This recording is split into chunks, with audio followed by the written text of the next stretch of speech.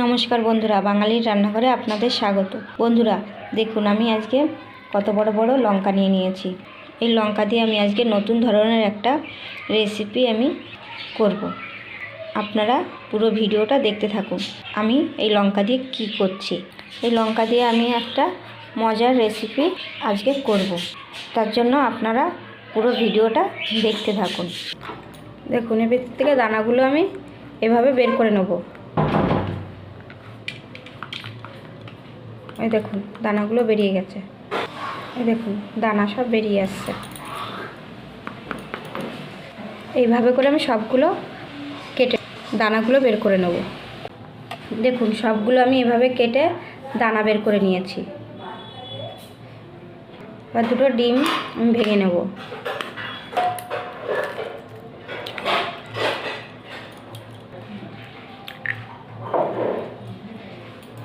ডিমের ভিতর দিয়ে দেবো পরিমাণ মতো একটু লবণ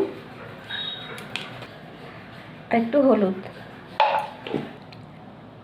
আর একটু লঙ্কার গুঁড়ো দিয়ে ভালো করে আমি মিশিয়ে নেব। ডিমটা আমার হয়ে গেছে। বেসনের ভিতর দিয়ে দেবো পরিমাণ মতো লবণ, একটু হলুদ আর একটু লঙ্কার গুঁড়ো। এবার অল্প অল্প জল দিয়ে আমি এটাকে মিশিয়ে নেব।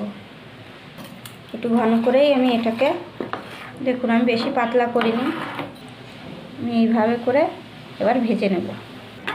দেখুন, ডিমগুলো আমি এবার সব লঙ্কার ভিতর এভাবে ভরে দেব। আমি এবার বেসনের ভিতর দিয়ে দেবো। আমি সবগুলো লঙ্কার ভিতর এভাবে ডিমগুলো আমি ভরে দেব। এবার বেসনের ভিতর দিয়ে দেবো।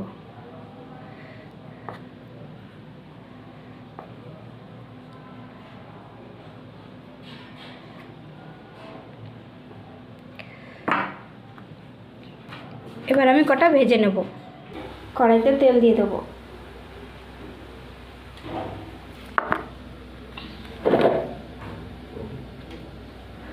এগুলোকে আমি এইভাবে আবার বেসন ভালো করে মাখিয়ে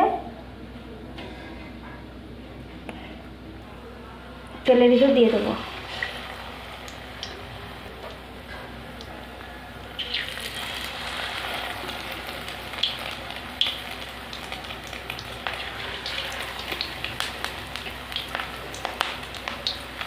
এবার আমি আস্তে আস্তে ভেজে নেব। এবার আমি একটু উল্টে দেবো।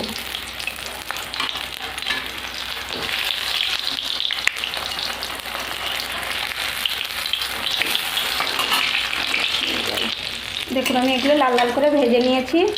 এবার আমি তুলে নেব।